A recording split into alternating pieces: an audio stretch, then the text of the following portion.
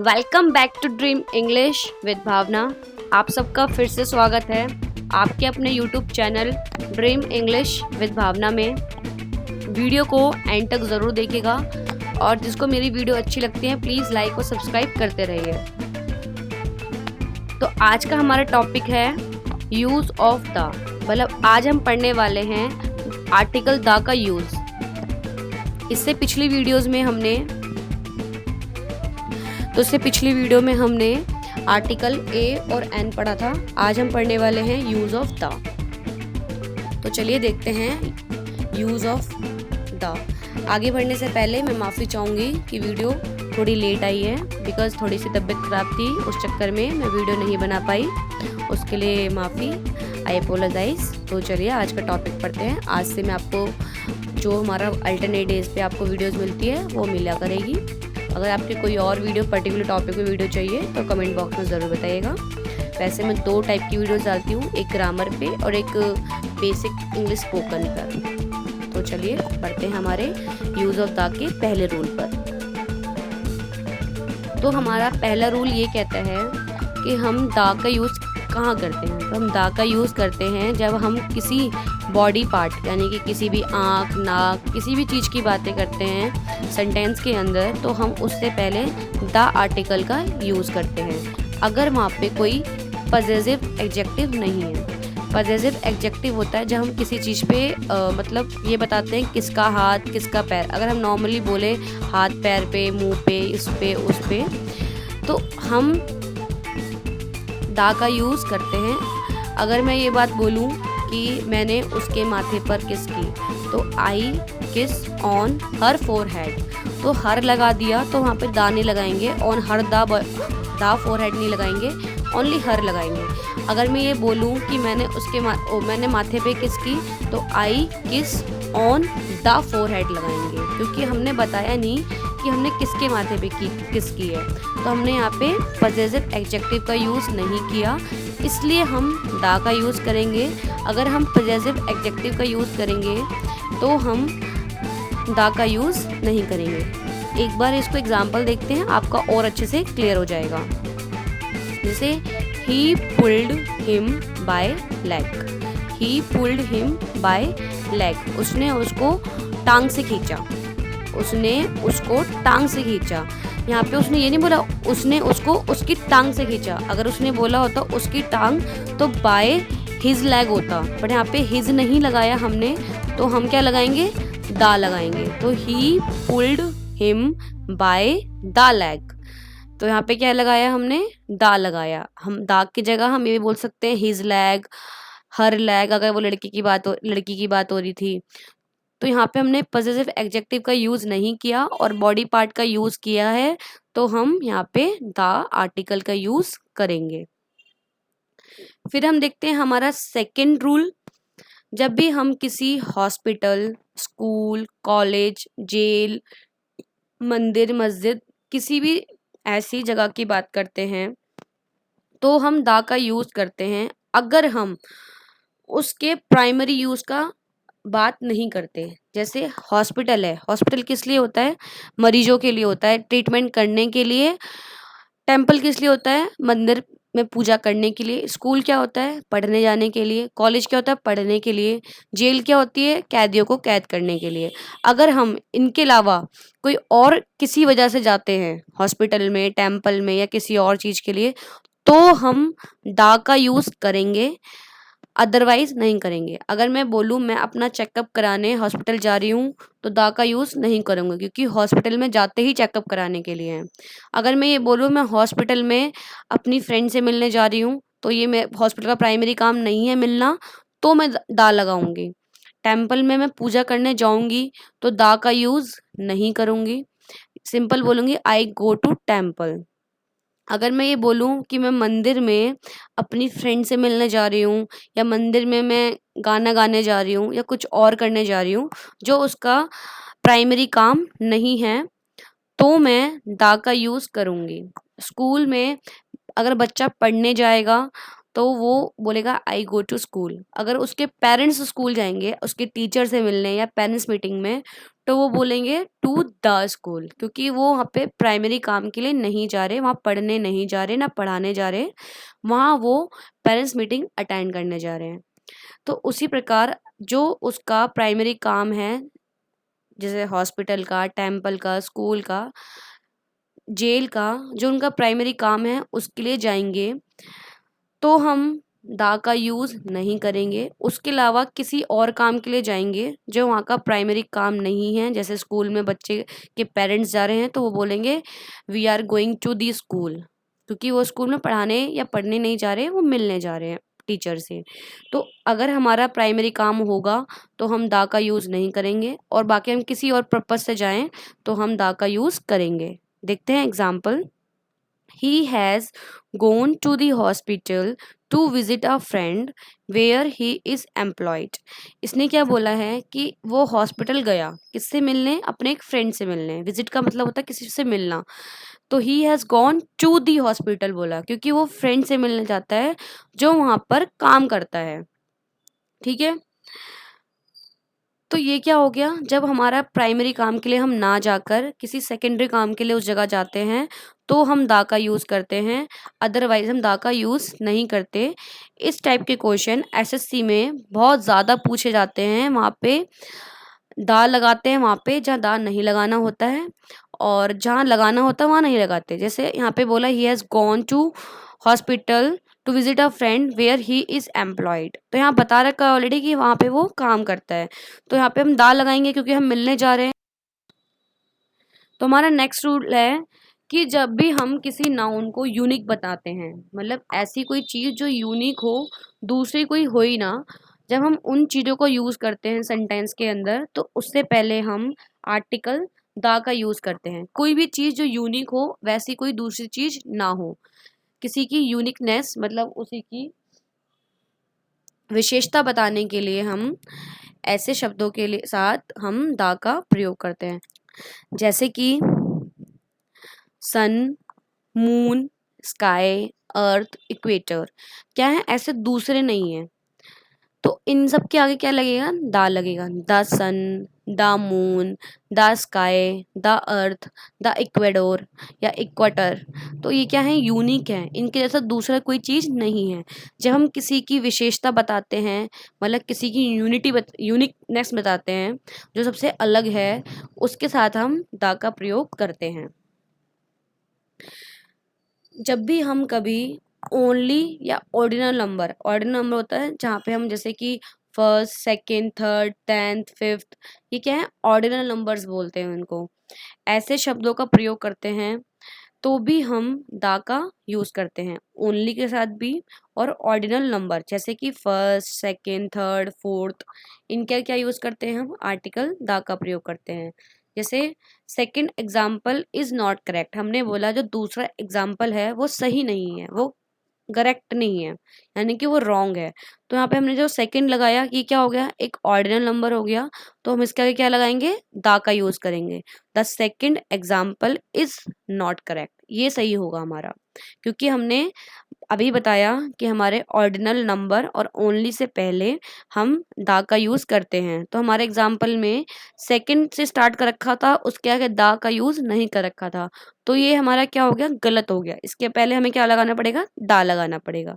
ये ऐसे बहुत फेवरेट क्वेश्चन है एसएससी के, तो इनको प्लीज़ दिमाग में रखिएगा। ऐसी चीज़ें हमारे दिमाग से स्लिप हो जाती हैं। अभी मुझे बहुत सही लग रहा है second example is not correct, इसमें कुछ गलती लग ही नहीं रही, बट गलती क्या है? सिर्फ एक छोटे से आर्टिकल दा की। तो the second example is not correct, ये इसका सही आंसर होगा। देखते हैं हमारा next rule. Before an adjective in the superlative degree, before an adjective in a superlative degree. Adjective होता है विशेषता बताने वाले शब्दों को एडजेक्टिव बोलते हैं। जैसे ब्यूटीफुल, फास्ट, बहुत तेज दौड़ रहा है तो उसकी एडजेक्टिव बता रहे हैं, मतलब कितना तेज दौड़ता है, फास्ट, ब्यूटीफुल, अगली, क्या है? एडजेक्टिव है।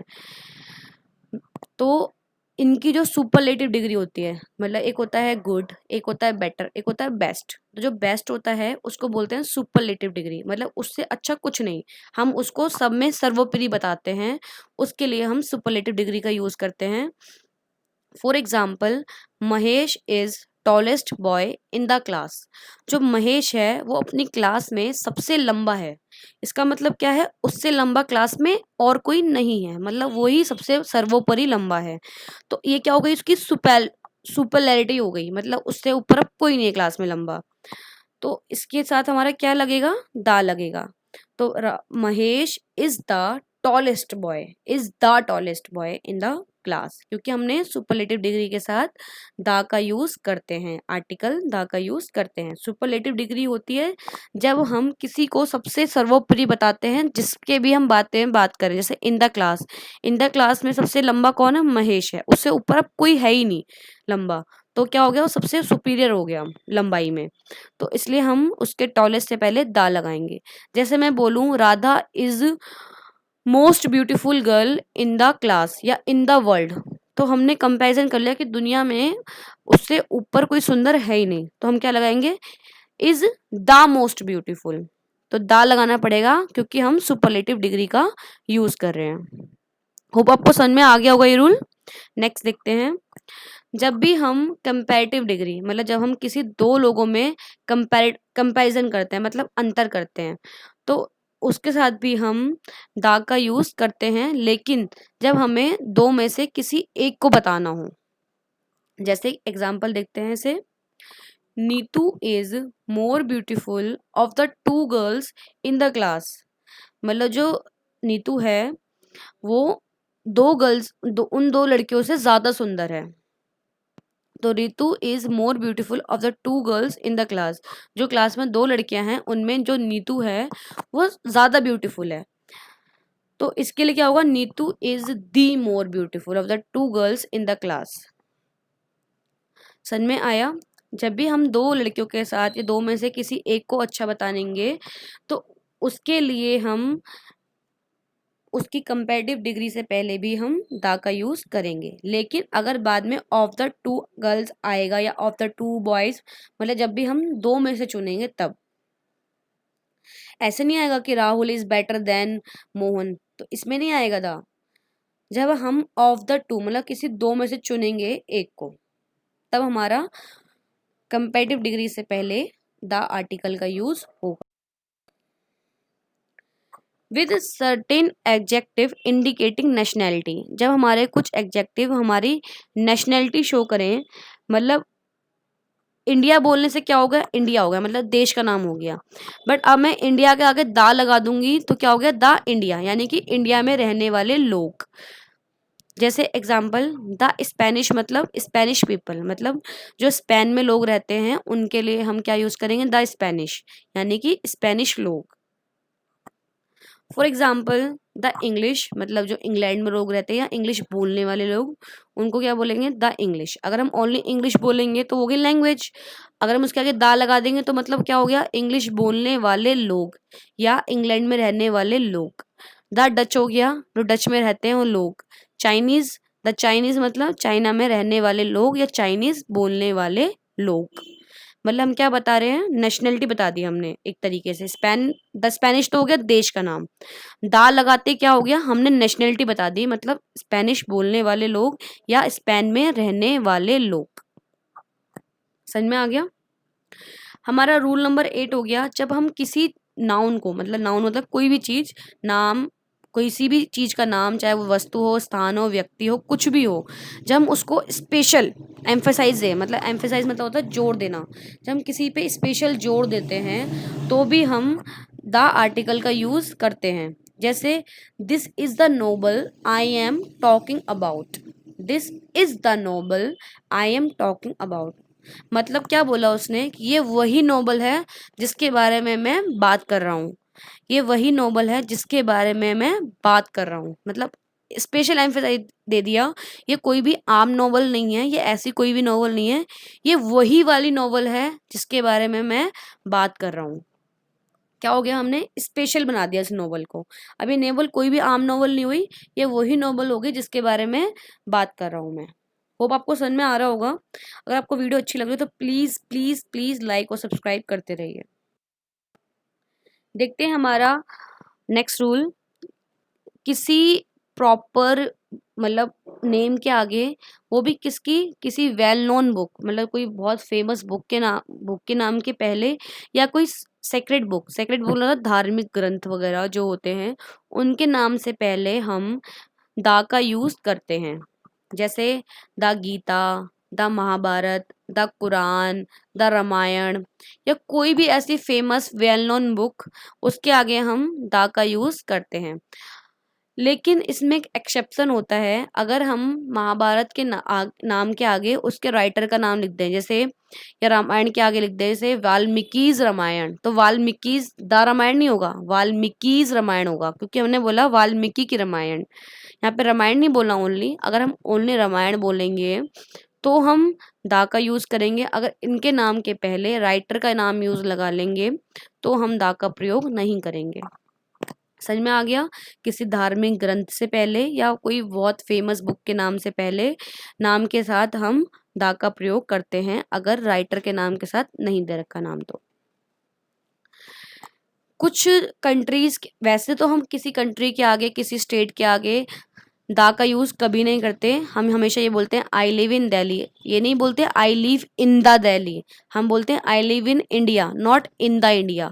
हम किसी भी देश, कंट्री, स्टेट, किसी के नाम के आगे दा का यूज नहीं करते। लेकिन जब कोई कंट्री छोटी छोटी यूनिट से बनी हो, जैसे कि यूएसए है, यूएसए का मतलब होता है यूनाइटेड स्टेट्स ऑफ अमेरिका, जिसमें अमेरिका के साथ एक दो और छोटे छोटे और कंटिनेंटल बोल लो या स्टेट बोल लो या देश बोल लो आते हैं, उनको मिलके यूएसए बनता है। तो उनके साथ हम दा का यूज करते हैं। जैसे the USA, United states of America, the UAE, United Arab Emirates. तो ये क्या है, छोटे छोटे देशों से मिलकर एक यूनिट बनाई गई है जिसका नाम रखा गया है यूएसए, यूएई या रिपब्लिक इंडिया। तो जब भी किसी देश के नाम के आगे यूनाइटेड हो, रिपब्लिक हो, या कोई आइलैंड से बने हो, जैसे नीदरलैंड, नीदरलैंड का मतलब क्या है, बहुत सारे आइलैंड से मिलकर वो बना है नीदरलैंड, तो इनके आगे हम दा का यूज कर सकते हैं। जब कोई कंट्री किसी छोटी छोटी स्मॉल यूनिट से मिलकर बनाई गई हो तो हम दा का यूज करेंगे, अदरवाइज दा का यूज नहीं करेंगे। क्योंकि मैंने अभी बताया कि अगर आप दा का यूज कर दोगे तो वो वहाँ के कंट्री का नाम नहीं रहेगा, वो वहाँ के लोग हो जाएंगे। जैसे the Dutch, the Chinese, the Spanish, क्या हो गए, ये लोग वहाँ के रहने वाले लोग बन जाएंगे। इसलिए कंट्री से पहले कभी दा का यूज नहीं करते। सिर्फ जब कोई कंट्री स्मॉल यूनिट से बनी हो तो हम दा का यूज करते हैं। जैसे the USA, the UAE, the Netherland, the republic India या रिपब्लिक, जो भी XYZ होगा वो। हमारा next rule, before the name of political party. जब भी हम किसी समाजवादी पार्टी के नाम के आगे, या मतलब कोई भी पार्टी जो होती है जैसे बीजेपी, कांग्रेस, समाजवादी, आप, जो भी पार्टीज के नाम होते हैं उनके नाम से पहले हम द का यूज करते हैं। जैसे द बीजेपी, द कांग्रेस, जैसे कि I will join the BJP next month, मैं अगले महीने बीजेपी ज्वाइन करने वाला हूँ, तो द बीजेपी लगाएंगे, द कांग्रेस लगाएंगे। The Samajwadi party, the Republic party, जो भी पार्टीज के नेम होते हैं उनके नाम से पहले हम द का यूज करते हैं। किसी डेट के नाम, मतलब महीने की किसी डेट को बताने के लिए भी हम दा का यूज करते हैं। जैसे कि the 23 October 1949, the 23 October 1949, the 15 अगस्त 1947। जैसे मैं बोलूँ कि मैं पैदा हुई थी कब, 3 अक्टूबर 19 किसी भी डेट को, XYZ को, तो बोलेंगे आई बॉर्न इन दी इतने ईयर या इतनी डेट। ऑन लगाते हैं, वैसे बॉर्न ऑन होता है इसलिए यहाँ पे दा का यूज नहीं हुआ। पर जैसे बोलें कि एक लड़ाई हुई थी 1946 में, तो there was a war in the 1957 या 15 अगस्त 1947। जब भी हम किसी डेट की बात करेंगे महीने की तो उसके आगे दा का यूज करेंगे। जब हमें किसी को प्लूरल बनाना हो तो हम उसके आगे दा का यूज कर देते हैं। मतलब जब भी किसी एडजेक्टिव को हमें प्लूरल बनाना हो तो हम उसके आगे दा का यूज कर लेते हैं। जैसे the rich, the poor, the sick. तो रिच मतलब हो गया गरीब, पुअर माना हो गया, सॉरी रिच माना हो गया अमीर, पुअर माना हो गया गरीब, सिक माने हो गया बीमार। ये तो एक जने के लिए बोल सकते हैं, लेकिन हमें द रिच लगा दिया, इसका मतलब हो गया जितने भी रिच हैं, मतलब पूरी कम्युनिटी को हम डिफाइन कर रहे हैं। द पुअर मतलब जितने भी गरीब हैं, हम सारे गरीबों की बात करें। द सिक मतलब बीमारों की बात कर रहे हैं। जैसे कि द रिच मतलब रिच पीपल, द रिच मतलब रिच लोग, मतलब पूरी कम्युनिटी की बात कर दी। द पुअर मतलब जितने भी गरीब लोग हैं, मतलब गरीब लोग। जैसे रिच हेट पुअर, अमीर जो हैं गरीबों से नफरत करते हैं। तो हमने रिचेस और पुअर्स नहीं लगा के हमने क्या बोला, the rich hate the poor, the rich hate the poor, मतलब जो पुअर जो अमीर लोग हैं वो गरीब लोगों से नफरत करते हैं। यानी कि the rich hate the poor, क्योंकि द रिच का मतलब हो गया रिच पीपल, द पुअर का मतलब हो गया पुअर पीपल, तो अमीर लोग गरीब लोगों से नफरत करते हैं। जब भी हमें कोई डायरेक्शन बतानी हो, नॉर्थ ईस्ट वेस्ट साउथ, तो हम उसके साथ द का यूज करते हैं। जैसे कि the north of India, the middle of east, from the left, from the right, ये क्या होते हैं, हम डायरेक्शन जब बताते हैं डायरेक्शन के साथ नॉर्थ ईस्ट वेस्ट साउथ, इन सब के आगे क्या यूज करते हैं, द का यूज करते हैं। जब हमें किसी पर्टिकुलर पर्सन या प्लेस और थिंग की बात करनी होती है, मतलब किसी स्पेशल चीज की बात करनी होती है, किसी यूनिक पर्टिकुलर थिंग की बात करनी होती है, तो भी हम द का यूज करते हैं। The students are playing in the garden, the students are, तो इसमें जो हम बात करी है किसी पर्टिकुलर स्टूडेंट्स की बात हो रही है और किसी पर्टिकुलर गार्डन की बात हो रही है, मतलब जिसको हम बता रहे हैं ये बात, the students are playing in the garden, वो दोनों जानते हैं किन स्टूडेंट की बात हो रही है और कौन से गार्डन की बात हो रही है। The students are playing in the garden. जैसे आपकी मम्मी ने पूछा कि बेटा बच्चे कहाँ गए, तो हमने बोला the children are playing in the room, मतलब उनकी मम्मी को पता चल गया किस बच्चों की बात हो रही है और कौन से रूम की बात हो रही है, मतलब किसी पर्टिकुलर चीज की बात हो रही है, पता चल जाता है इस चीज से, तो वहां उसके आगे क्या लगाते हैं, द का यूज करते हैं। जब भी हम किसी म्यूजिकल इंस्ट्रूमेंट, कोई सिस्टम या किसी सर्विस के बारे में बात करते हैं, तो भी हम द का यूज करते हैं। कभी भी किसी म्यूजिकल इंस्ट्रूमेंट, सिस्टम या किसी सर्विस का बात करते हैं तो हम द आर्टिकल का यूज करते हैं। जैसे Joy plays the piano really well, जो जॉय है वो पियानो बहुत अच्छा बजाता है। The Joy plays the piano really very well. How long does it take on the train, मतलब हमें ट्रेन में और कितना टाइम लगेगा। तो ट्रेन क्या है, एक सर्विस है, तो उसके लिए क्या है, द का यूज हुआ। How long does it take on the train. यहाँ पे पियानो क्या है, म्यूजिकल इंस्ट्रूमेंट है, तो उसके आगे भी हमारा द का यूज हुआ। होप आपको ये वीडियो समझ में आ गई होगी। Thanks for watching. Please comment box में जरूर बताइए कि आपको मेरी वीडियो कैसी लगी, और अगर आपको इनकी स्पेशल एसएससी और बैंकिंग से रिलेटेड एरर्स की क्लास चाहिए तो कमेंट बॉक्स में ज़रूर बताइएगा। Thank you so much. Please like subscribe and share.